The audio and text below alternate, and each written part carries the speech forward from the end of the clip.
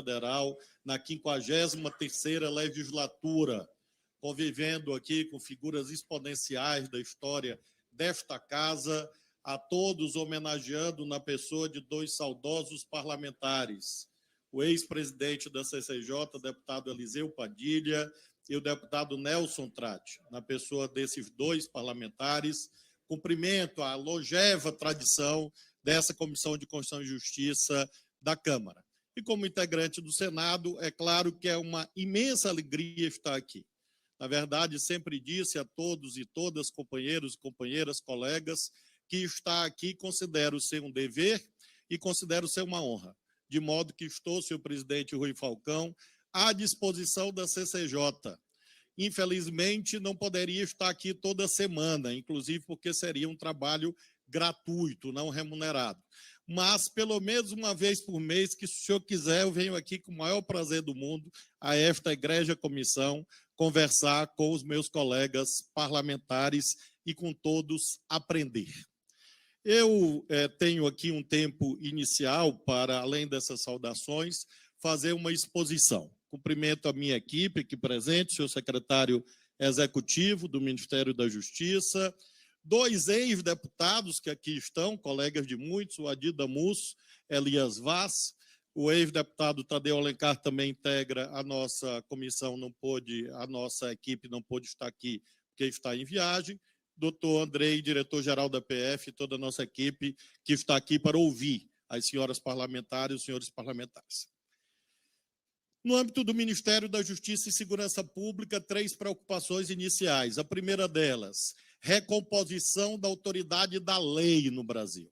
Legalidade, tal como inscrito no artigo 37 da Constituição. E cito aqui, à guisa de exemplo, 2 temáticas que têm ensejado a nossa atuação. A primeira, mercado de ouro no Brasil. Mercado de ouro contaminado, invadido por práticas ilegais, que neste governo, sob a orientação do presidente Lula, têm sido combatidas.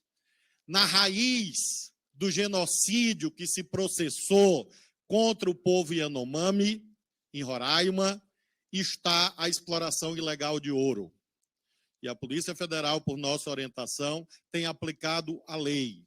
Nós temos a essas alturas, senhoras e senhores, 100 milhões de reais bloqueados por decisão judicial em razão de investigações da Polícia Federal contra financiadores e lavadores de dinheiro ilegal oriundo da exploração do ouro no mercado paralelo no Brasil. Temos o tema da internet, em que muitos confundem liberdade de expressão com ausência de lei, com ausência de norma. Não é assim nem sob a ótica da Constituição, nem sob a ótica do Código Civil e do Código de Defesa do Consumidor. E temos conversado com o líder Orlando Silva, que deve estar por aqui, relator do projeto de lei 2630, acerca da importância de nós aprimorarmos os marcos normativos acerca da internet. Em segundo lugar, destaco o combate ao crime organizado. Todos os dias, quem acompanha os perfis oficiais do Ministério da Justiça e da Polícia Federal encontra apreensões de drogas, apreensões de armas ilegais. A maior apreensão de arma ilegal na história desse país foi feita recentemente no Rio de Janeiro. Estamos fortalecendo a PF e a PRF. Preocupação principal no que se refere às fronteiras e à atividade criminosa na Amazônia brasileira. Estamos, senhoras e senhores parlamentares, com a fixação, na semana pretérita, de uma base da Polícia Federal no Vale do Javari, exatamente para ali, com a presença de 200 policiais, garantir a autoridade da lei na Amazônia brasileira, num território devastado pelas facções criminosas. Território este que estava sendo indevidamente tratado como terra de ninguém. Temos também, obviamente, enfrentado crises em apoio aos estados. Aqui menciono a ação firme, contundente, incisiva e eficiente em relação ao Rio Grande do Norte. Terceiro eixo de atuação, operações integradas e apoio aos estados.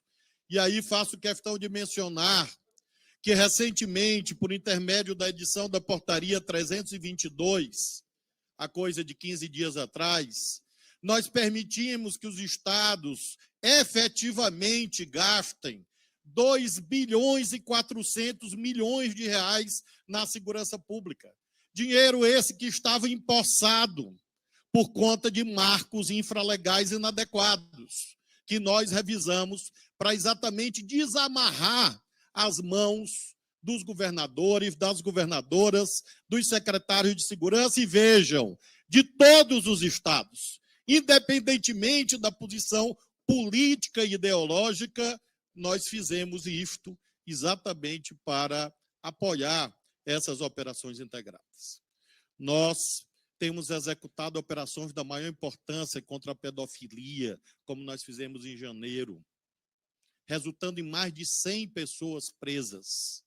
Fizemos agora, no mês de março, a Operação Átria, com 4.000 prisões, mais de 20.000 medidas protetivas deferidas em apoio às mulheres vítimas de violência, em razão dessa atuação conjunta da Polícia Federal, da Secretaria Nacional de Segurança Pública e das Polícias Civis dos Estados.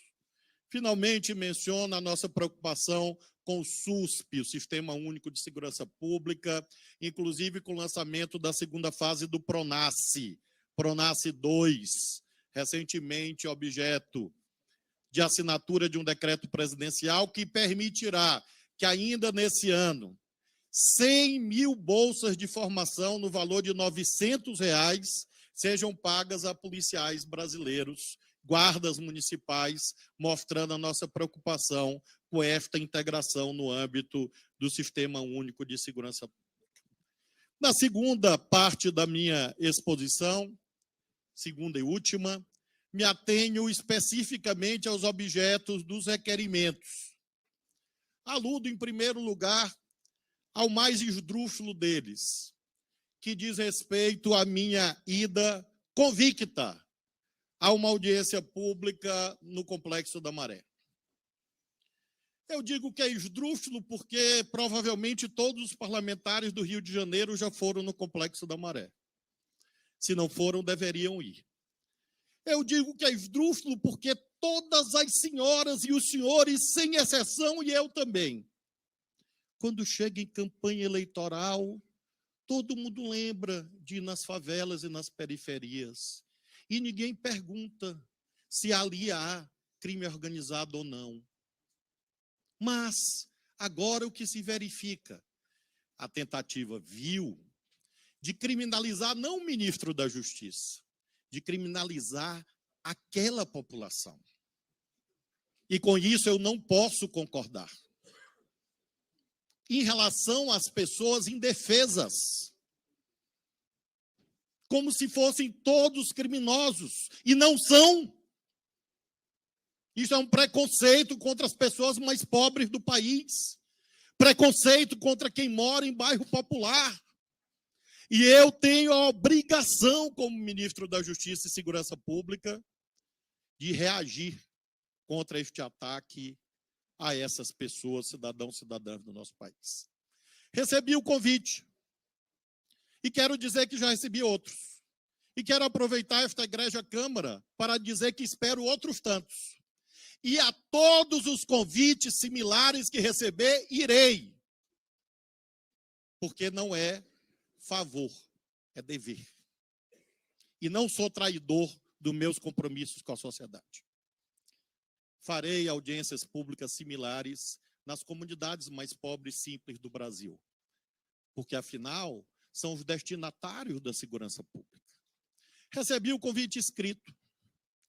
Vi espantado de que eu havia sido convidado pelo Comando Vermelho. Ora, eu publiquei a foto da reunião. As pessoas ali estão. E nós temos a seguinte situação.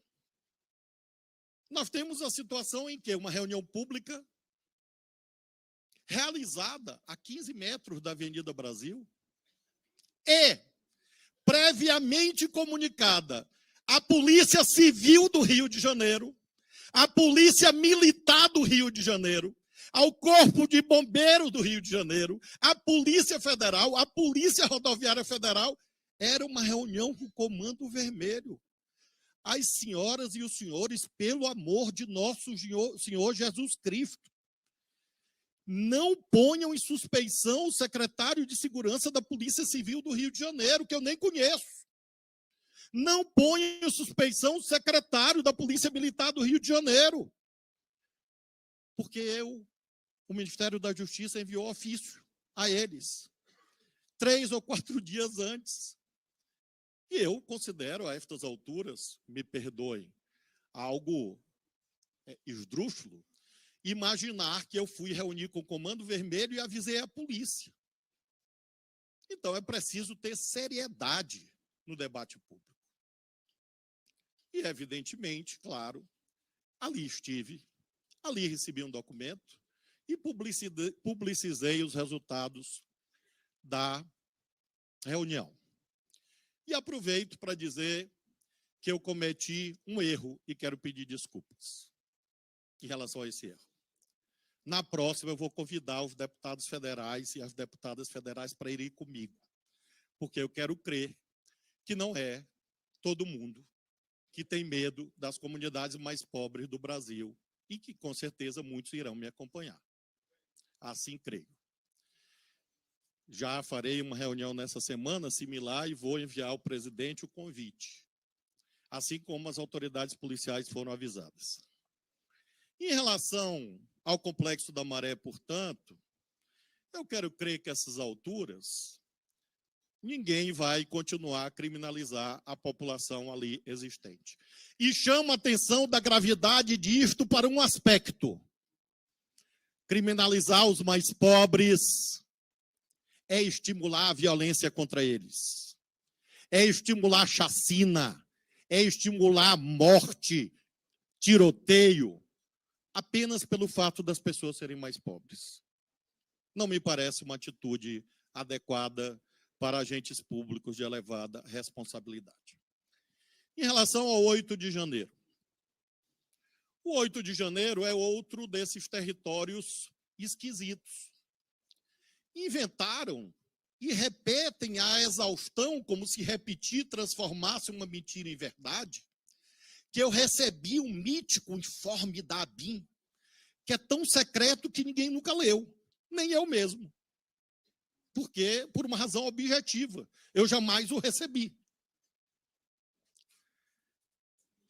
E querem, às vezes, presidente, produzir aquilo que no direito a gente chama de prova de fato negativo. Como é que eu vou provar que eu não recebi? Isso não existe juridicamente, queridos irmãos e irmãs. Quem diz que eu recebi, que mostre o tal informe mítico, mental, uma construção puramente fantasiosa, e diga que dia e que horas que eu recebi. Efetivamente, circulavam cards nas redes sociais de terroristas, na semana que antecederam o dia 8 de janeiro. Claro que eu fiquei chocado, eu sou brasileiro, patriota de verdade.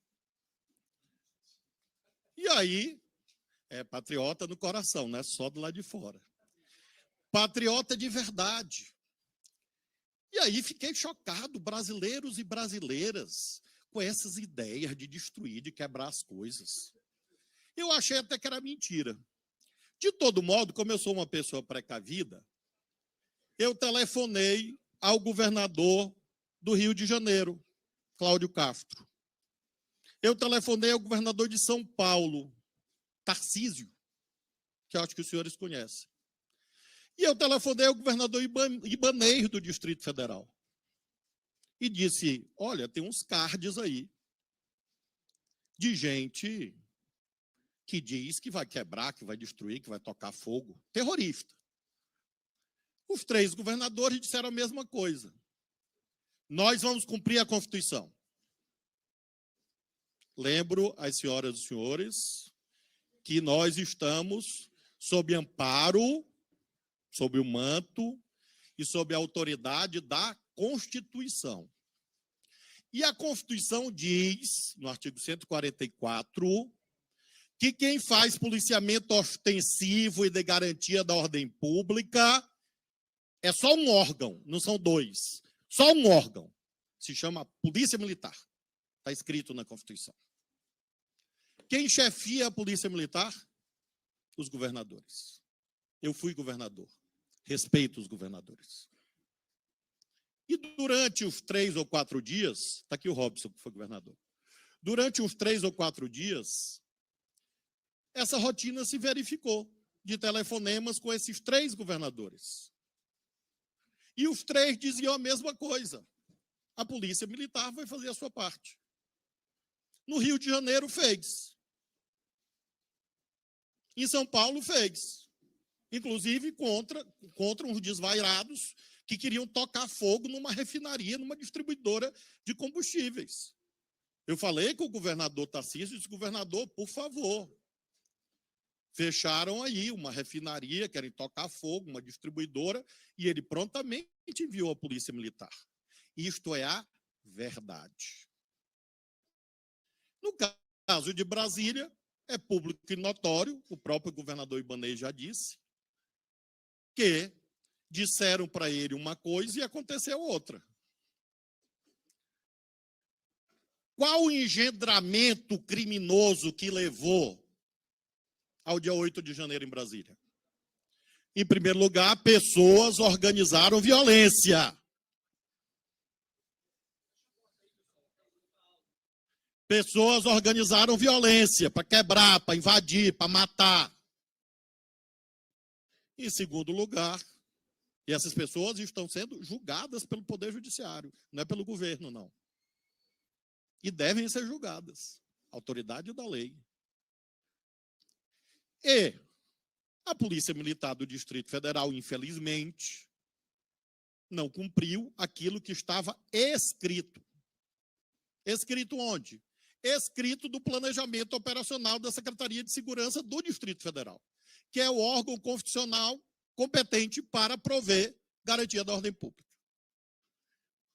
Fui avisado por telefone que a Polícia Militar do Distrito Federal não estava cumprindo o seu papel. Aí vem as versões fantasiosas, que eu estava no ministério olhando. Não, eu não estava no ministério olhando. Agora, era minha obrigação, como brasileiro, como tantos policiais sérios que enfrentaram aquela horda de alimárias, enfrentar aquilo, fisicamente, se necessário. Mas eu me dirigi ao presidente da República e disse, olha, nós temos uma situação constitucional ensejadora da intervenção federal no Distrito Federal. E propus a ele a adoção da medida. E a partir do momento que o presidente da República decidiu fazer a intervenção federal para pôr termo a grave comprometimento da ordem pública, a Força Nacional passou a atuar em parceria com a Polícia Militar e com as demais forças de segurança e conseguimos restabelecer a ordem em Brasília. Onde está a tão proclamada omissão? Eu não posso, senhoras e senhores, descumprir a Constituição e a lei. E não o farei. A Polícia Federal faz policiamento ostensivo? Não. Está na Constituição. A Polícia Rodoviária Federal faz policiamento ostensivo? Não, a não ser em rodovias federais. O Eixo Monumental é uma rodovia federal? Que eu saiba, não. Obviamente, portanto, na medida em que houve a intervenção federal, as providências que nos cabiam foram feitas. Prisões em flagrante e apresentação ao sistema de justiça, ao Poder Judiciário, que atua de modo independente no nosso país. Concluo, senhor presidente, com o capítulo relativo às armas. Há uma lenda urbana, segundo a qual foi a proliferação de armas que diminuiu a criminalidade no Brasil. Com todo respeito, isso é mentira. Com todo respeito, isso é um desrespeito com as polícias desse país. Respeitem as polícias do país, porque quem diminuiu a criminalidade no Brasil foi a ação das polícias. Tanto é, senhoras e senhores, vejam, que quando começou o liberou geral de armas no nosso país, 2019,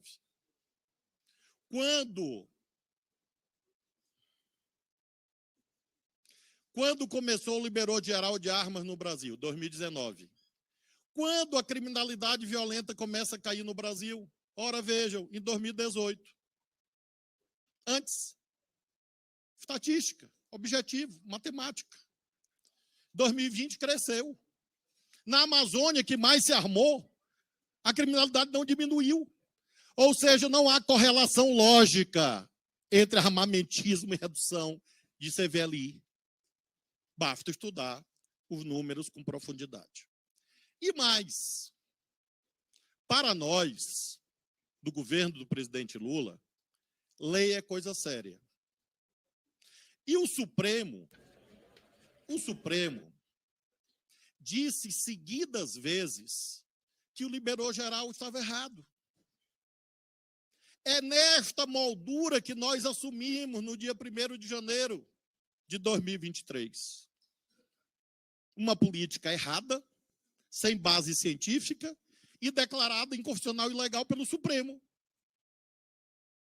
O que faríamos nós? Rasgar as decisões do Supremo? Tentar invadir o Supremo? Agredir o Supremo? Não, esses não somos nós. Esses são outros. Nós damos cumprimento às decisões do Supremo. E, com isso, editamos um decreto. Nós editamos um decreto sobre esse tema. Para combater o poder das facções. Inclusive, existem armamentistas sérios no Brasil? Sim, claro. Eu creio até que a imensa maioria. Mas Jesus Cristo recrutou 12 e um se vendeu. Judas. Então, a estas alturas, nenhum dos propagadores do armamentismo vai dizer que todos aqueles que têm registro de CAC, por exemplo, têm asas e são anjos. Um ou outro escapa, infelizmente. E o que é que essas figuras do mal têm feito? Em vez de ir lá dar o tiro esportivo, que a pessoa gosta e pode dar, em vez de estar lá fazendo a coleção que ele gosta e pode fazer, está vendendo arma para o PCC e para o Comando Vermelho. Isso existe. E o que é que nós vamos fazer?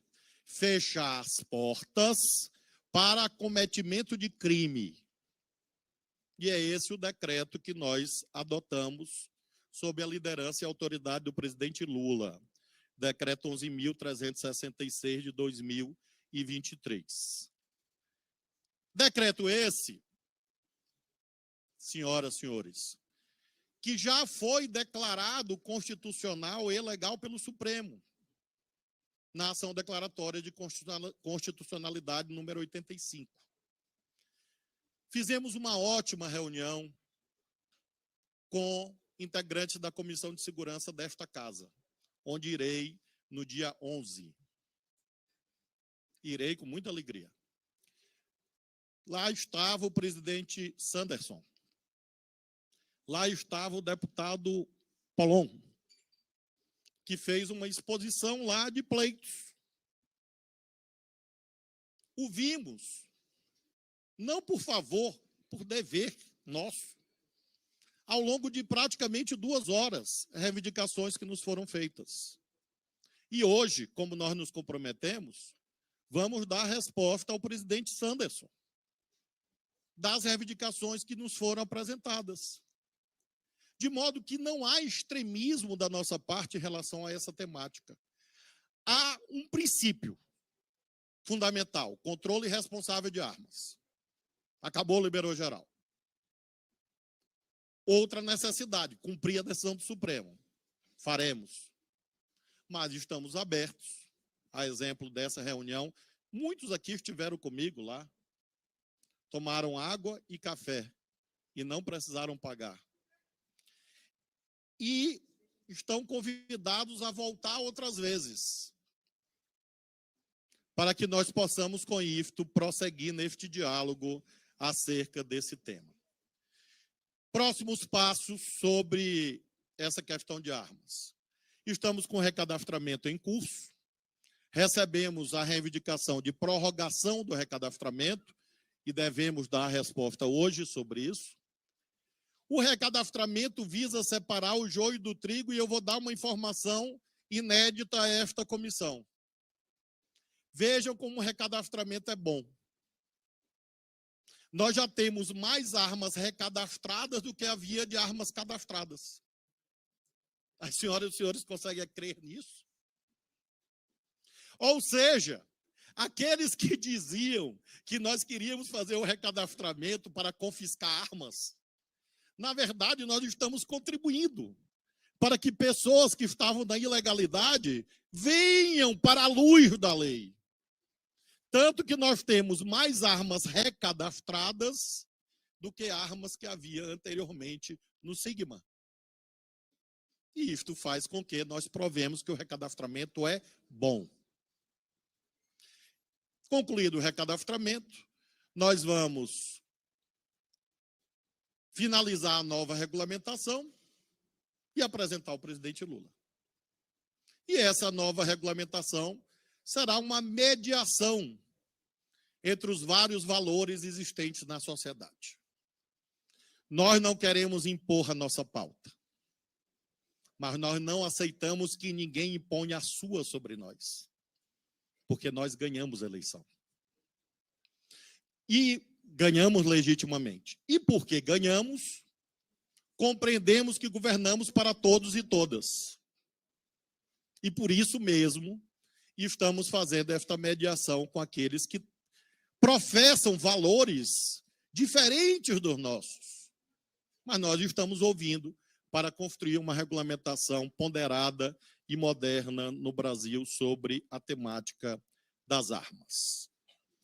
Tenho certeza que nenhum das senhoras e dos senhores quer um cenário de horror no país, em que crianças são assassinadas em escolas, em que pessoas morrem banalmente no trânsito, ou brigas de vizinho degeneram em tiroteios. É disso que nós estamos cuidando, de preservação de vidas. E nesse escopo, é claro que as senhoras e os senhores podem ter sempre em mim um interlocutor sério, um interlocutor respeitoso e alguém que está sempre disposto a ouvir a Egrégia Comissão de Constituição e Justiça da Câmara. Muito obrigado.